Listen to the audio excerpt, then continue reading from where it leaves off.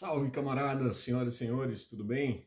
Depois de um certo sumiço, por motivos de força maior, estamos aqui de volta com mais um capítulo, né? Mais um episódio aí do nosso Biólogo Socialista. E hoje eu quero trazer aqui para vocês algumas reflexões a respeito exatamente desse contexto, né? Um biólogo socialista. Muita gente acabou perguntando para mim o porquê disso, o porquê da gente envolver biologia, envolver a questão da educação com a política.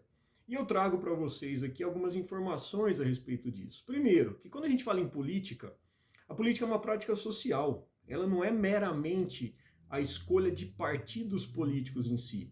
A participação na nossa sociedade, ela é uma questão política.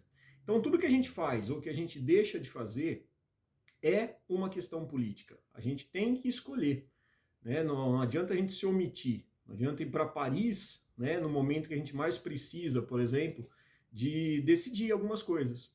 E falar em política, ela vai ter uma relação direta com a biologia, justamente porque se eu falo que a biologia é o estudo da vida, a gente está falando a relação direta que existem algumas das noções que nós temos aí, algumas práticas políticas que estão afetando diretamente a vida. Um exemplo disso são os recentes recordes, né, que infelizmente, sobre o desmando desse governo atual aí, nós estamos vivendo, né, ou melhor, sobrevivendo, como por exemplo, os desmatamentos recordes que a Amazônia está sofrendo, os desmatamentos que estão aí acabando com a biodiversidade, que estão aí afetando todo o cerrado, a questão do Pantanal, a própria Caatinga, esses biomas extremamente importantes. E quando a gente fala em biomas, a gente não pode ficar restrito apenas à diversidade, né? Não apenas da flora e da fauna, mas nós temos que tentar compreender também que nós estamos falando dos povos tradicionais, os indígenas, os quilombolas, as pessoas, os ribeirinhos que vivem nessas regiões.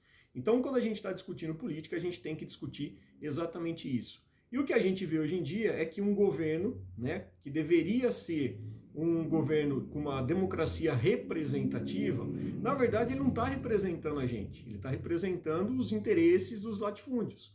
Se a gente analisar, por exemplo, hoje no Congresso, nós temos aí na Câmara Federal 513 cadeiras ocupadas pelos deputados. Desses deputados, 241, estou olhando aqui minha colinha no computador, 241, ou seja, 41,7% estão alinhados à Frente Parlamentar da Agropecuária. Vocês vão entender o porquê que eu estou falando tudo isso. Já no Senado Federal, das 81 cadeiras disponíveis, 39 delas, ou seja, 48,1% também estão alinhadas com a Frente Parlamentar da Agropecuária. A pergunta que eu faço para vocês, essa praticamente metade da Câmara Federal, né, e do Senado Federal, representado aí pelos ruralistas, representam efetivamente a população brasileira? Não, né, a gente está muito longe disso. Segundo o IBGE, 84% dos brasileiros vivem em áreas urbanas e apenas 15,6% em áreas rurais. Sendo que dessas áreas rurais, a grande maioria, ela não vai estar atendendo aos interesses, né, do pequeno produtor. Então a gente tem que pensar que hoje nós estamos falando de um Senado e de um Congresso, né, de um Congresso Nacional de uma forma geral, alinhados com a agropecuária, o agronegócio. Por que que a gente está falando isso? Vamos lembrar um pouquinho da crise que nós tivemos aí por conta da pandemia e por conta também das políticas econômicas falhas, né, do Paulo Guedes, né, ministro de confiança do genocida, que gerou, além de tudo, né, desemprego, fome, né, o Brasil voltou ao mapa da fome, a gente não pode esquecer disso. Nós tivemos aí 117 milhões de pessoas vivendo em insegurança alimentar, não tendo condições mínimas de ter alimento. E tudo isso, se a gente levar em consideração, uma pessoa sem comida, uma pessoa desnutrida, uma pessoa que não vai ter energia, biologicamente falando, e ela não vai conseguir, obviamente, ou estudar, ou até mesmo trabalhar. Então, é uma reação em cadeia que a gente vai ter com tudo isso. E essa questão da gente alinhar o Congresso Nacional de uma forma geral tem tudo a ver com a biologia. Por quê, Padula? Primeiro, se a gente observar alguns projetos de lei, eu vou citar alguns aqui, por exemplo, o projeto de lei, o PL 490, do Marco Temporal, que é aquele projeto que visa instituir a demarcação de terras, ou seja, reconhecer as terras apenas a partir da Constituição de 1988, ou seja, tudo aquilo antes da Constituição, todas as áreas indígenas ocupadas pelos indígenas passam a não existir, né? Ou seja, um retrocesso gigante, promove ainda mais uma exclusão dos povos tradicionais. Então, isso leva em consideração também que vai favorecer a grilagem, que vai favorecer o reconhecimento associado aí com o PL 3729, que afrouxa ainda mais a regulamentação de licenciamento ambiental associado ao PL 510, que faz compensar exatamente essas áreas que foram invadidas, ou seja, regulariza-se a invasão do agronegócio, regulariza-se a tomada de terras do Estado, da Federação, por parte desses grileiros. Além disso, temos também o ridículo pacote do veneno, o projeto de lei 6299, que infelizmente a Câmara e o Congresso Nacional ali, de uma forma geral, representado pelos deputados, já aprovou e agora está nas mãos do Senado, por isso a gente tem que pressionar. O pacote do veneno, entre outras coisas, que é proibir o uso do termo agrotóxico, né, que foi instituído pelo senhor Pascoal, aqui da Exalc de Piracicaba, para mostrar exatamente o que são esses pesticidas, né, que eles querem colocar esse nome mais pomposo, como defensivos fitossanitários, escondendo a real que é a toxicidade. Toxicidade essa que está afetando não só o alimento, a pequena parte desse alimento que vira comida para nós, obviamente, né? A gente vai falar um pouquinho sobre isso daí também, já que são commodities que são geradas pelo agronegócio. Além disso, contamina a água que chega na nossa torneira, essa água que, por mais que façam tratamentos nas estações de tratamento, né, as cidades que têm essa possibilidade, a gente está ingerindo esses agrotóxicos, como denunciou a Larissa Bombardi, né, a doutora Larissa Bombardi, que inclusive foi perseguida por conta disso, hoje ela vive exilada na Bélgica, por conta dessa perseguição dos ruralistas. Ela denunciou, são agrotóxicos que estão entrando na nossa cadeia alimentar, na nossa teia alimentar, direta e indiretamente, causando câncer, causando Alzheimer, causando Parkinson. Existem estudos mostrando, inclusive, algumas situações de autismo relacionadas com essa situação dos agrotóxicos, além, obviamente, de puberdade precoce. Então, a gente já falou isso daí em outras vezes. Peço que vocês acessem aí os vídeos anteriores, que a gente falou bastante sobre essa questão dos agrotóxicos também. E eu vou deixar também na descrição do vídeo algumas referências, né, alguns materiais, artigos científicos, né, mostrando efetivamente esses efeitos danosos dos agrotóxicos. Então o pacote do veneno visa ludibriar a população ainda mais, enganando a população, falando que o agro é pop, que o agro é tech, que precisa produzir mais. Na verdade não precisa produzir.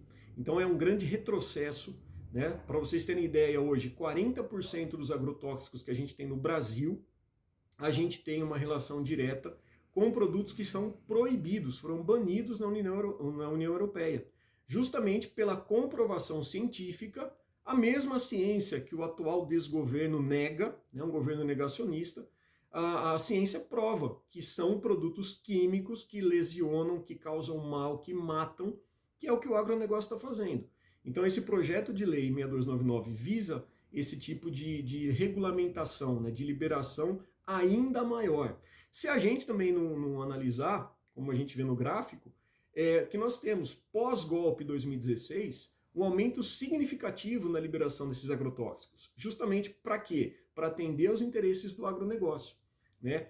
E o novo projeto de lei aí que foi votado às pressas, né, que está aí na iminência também de ser aprovado, o projeto de lei 191, que é aquele projeto de lei que visa autorizar a exploração em terras indígenas demarcadas, o que é inconstitucional, né? Exploração de minérios nessas terras, com o argumento de que sem potássio, né, um dos macronutrientes, o famoso NPK, nitrogênio, fósforo e potássio, sem esse potássio não há possibilidade de produzir fertilizantes no Brasil, o que vai comprometer a produção de alimentos. Essa é a bandeira que eles estão levantando, confundindo a população, fazendo com que as pessoas entendam de uma forma equivocada de que é preciso esse tipo de extração. E na verdade não é. Primeiro, que 90% do potássio na região das áreas indígenas não se encontra nas áreas indígenas, né? Nessas áreas demarcadas, melhor dizendo.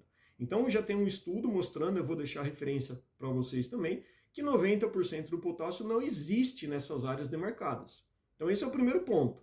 Agora, por que então, Padula, que eles estão querendo explorar, autorizar essa exploração? Justamente para promover exploração e extração de outros minerais, né? Destruindo ainda mais o ambiente, comprometendo ainda mais a sobrevivência dessas comunidades tradicionais, dos povos indígenas, que desde então estão sendo atacados, massacrados, promovendo um verdadeiro genocídio por conta de Bolsonaro e sua trupe, né? E aí automaticamente você gera também todo um processo de contaminação ambiental, a biomagnificação, né? Ou bioacumulação, que a gente chama, que mostra exatamente todo esse dano que o garimpo causa no ambiente. Então percebam que essa situação de autorizar essa exploração em áreas indígenas, além dela ser inconstitucional, ela vai visar promover mais um confronto exatamente entre o legislativo, o executivo e o judiciário. Os três poderes, essa crise institucional, ela está sendo plantada propositadamente para tentar jogar a opinião pública contra o Supremo Tribunal Federal, que entre as suas obrigações está exatamente na defesa da Carta Magna, a nossa Constituição. Ou seja, está escrito, é uma lei, ela deve ser seguida, que não podemos explorar as terras indígenas. Agora, a partir do momento em que o legislativo e o executivo, angariados aí pela tropa do agronegócio, dos garimpeiros, promovam essa situação, o Supremo Tribunal Federal, na sua obrigação, vai barrar, jogando a opinião pública contra essa decisão. Ou seja, percebam que é tudo de caso muito bem pensado. E a gente tem que ficar muito esperto com isso, em função, inclusive, das recentes declarações do ministro da Defesa, um milico, né, associado às torturas, que dá risada sobre o momento do golpe militar, o momento das torturas, dos criminosos, né, que fizeram com as pessoas que lutavam por democracia. A gente está vivendo um momento muito tênue, né, uma situação bastante delicada em relação à ruptura democrática. Então, quando os nazifascistas fazem esses argumentos de que, olha, estão esticando a corda, eles estão promovendo esse caos propositadamente. Então a gente fica muito esperto com isso. Paralelamente, um outro projeto de lei, alguns projetos de lei, na verdade, que facilitaram também o acesso às armas, né? Mas não é um cidadão comum que vai conseguir comprar arma, porque a arma é cara, né? O povo não está tendo nem dinheiro para comprar comida. Quem está comprando armas são os capatazes, né? São os donos do agronegócio, dos grandes latifúndios, o que responde, obviamente, ao aumento da morte de indígenas. Em 2020, nós tivemos uma alta de 63%, sem contar, obviamente, as mortes, os atentados nos assentamentos. Recentemente, aqui no interior de São Paulo, em Valinhos, nós tivemos o acampamento Marielle Vive sendo golpeado, né, por tiros de pessoas que simplesmente passavam ali na frente e davam tiros para tentar intimidar, para expulsar esses moradores, esses assentados ali que ocuparam essa terra de forma legítima, conforme define a Constituição. Terras improdutivas é dever do Estado destinar para a reforma agrária. Então percebam que todo esse processo, ele desenrola toda uma questão biológica. Quando a gente fala da exploração de garimpos, a gente está vendo, por exemplo, a situação de Santarém, que mostra que 75% da população está contaminada por mercúrio. Mercúrio é um metal pesado que, uma vez na teia ecológica, na nossa cadeia alimentar, ele vai se acumulando, causando danos no sistema nervoso, principalmente sistema nervoso central. Então não é de hoje que tudo isso daí procura desestabilizar a situação. Eles jogam essa ideia na população, parte dessa mídia hegemônica, oligárquica, vende essa informação para as pessoas acreditarem nisso e, ao mesmo tempo, eles omitem a crise que nós tivemos aí durante a pandemia, onde a produção de arroz existia, por exemplo, só que ao invés de venderem para a população que estava desempregada, população que estava com a renda comprometida, o que eles fizeram? O dólar valorizado, desvalorizando a moeda nacional, batendo aí 1:6, né? Cada dólar valia aproximadamente R$6. O que os grandes latifúndios, que os agricultores, né? O agronegócio preferiu? Vender para fora, exportar para ter mais lucro. enquanto isso o povo passava fome. Ou seja, a gente tinha que pagar por volta de 45, 50 reais o saco de 5 quilos de arroz para ter condição de consumir comida. Ao mesmo tempo, a gente descobre que nessas entranhas do agronegócio, com esses governos associados ao agronegócio, o que eles fizeram? A chamada bolsa agrotóxico, né? A isenção que existe em cima dos produtos relacionados aos pesticidas, aos produtos químicos, eles acabam tendo isenção e incentivo do BNDES, o que poderia gerar para os cofres públicos por ano 10 bilhões de reais. Ou seja, eles não estão preocupados com o povo, né? Além disso, uma coisa que é sempre importante a gente relatar, a maior parte do alimento, apesar de ser cultivado em menor porção da terra cultivável e que emprega maior quantidade de mão de obra, conforme vocês podem ver no gráfico, é agricultura camponesa, é agricultura familiar, é a agroecologia. Então essa agroecologia, que ela possui a agricultura familiar, que não utiliza agrotóxicos, ela tem aproximadamente 24% das terras, mas produz mais de 70% de comida. E ela emprega 74% da mão de obra. Já o agronegócio detém 76% da terra, mais de 3/4 de toda a terra cultivável provém e é fornecida para o agronegócio, muitas delas de origem de grilagem. Além disso, eles têm uma produção de menos de 30% e empregam apenas 26% da mão de obra. Então, olha como que uma coisa tem relação com a outra. Se a gente fala em sustentabilidade, que envolve a questão social, que envolve a questão econômica, que envolve a questão ambiental, e isso é uma das vertentes hoje em dia que a gente tem que direcionar, a gente vê o quão insustentável é o agronegócio, o quão insustentável são essas políticas públicas que não representam as verdadeiras necessidades da população brasileira. Então, por isso que quando a gente fala em agrotóxico, a gente está falando em desequilíbrio ambiental, porque está matando abelha, por exemplo, que corresponde a 80% aproximadamente da polinização de comidas, a gente está falando em eliminar polinizadores. Nós estamos falando em causar desequilíbrios, estamos falando em causar desequilíbrios. Tudo isso apoiado pelo agronegócio, apoiado pela bancada ruralista. Então, quando a gente fala em doenças, quando a gente fala em própria pandemia, várias relações que existem da pandemia com o avanço do agronegócio, as monoculturas, os grandes latifúndios, a gente tem que entender que isso é política.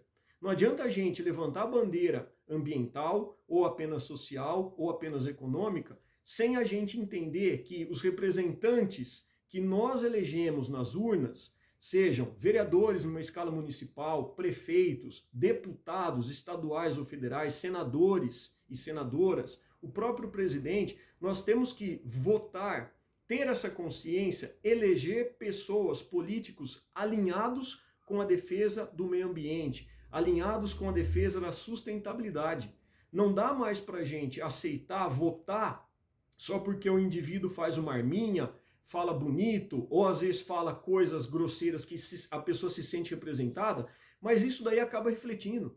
Então você que de repente votou no indivíduo porque ele falou uma coisa que você concordou, ou que ele falou uma coisa que você falou assim, é da boca para fora, perceba bem, analise bem quem que é essa pessoa que está representando. A nossa democracia, ela é representativa sim, mas nós devemos fazer com que ela seja igualmente participativa. A gente tem que fortalecer políticos e políticas que vão automaticamente nos representar, mas que nós nos sintamos participativos. A gente não adianta colocar Lula, por exemplo, na presidência, se nós não tivermos um Congresso Nacional alinhado.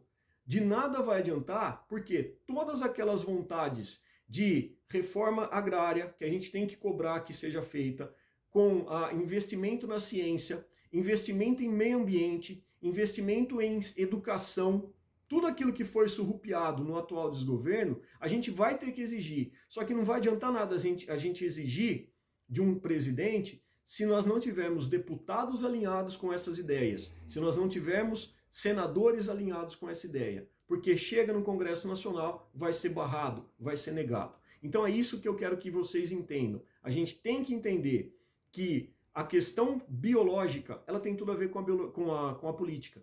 A política, ela tem tudo a ver com o nosso dia a dia. Tudo que a gente faz ou deixa de fazer é uma escolha. E as nossas escolhas são políticas. Então é isso que a gente precisa colocar em prática daqui para frente. E fazer o nosso trabalho, conscientizar, divulgar entre as pessoas todo esse processo. Tá bom? Agradeço pela atenção, espero que vocês tenham gostado. Se gostou, curte, compartilha, comente e a gente vai se falando numa próxima vez. Espero que não demore tanto para a gente nos vermos novamente. Até mais, gente!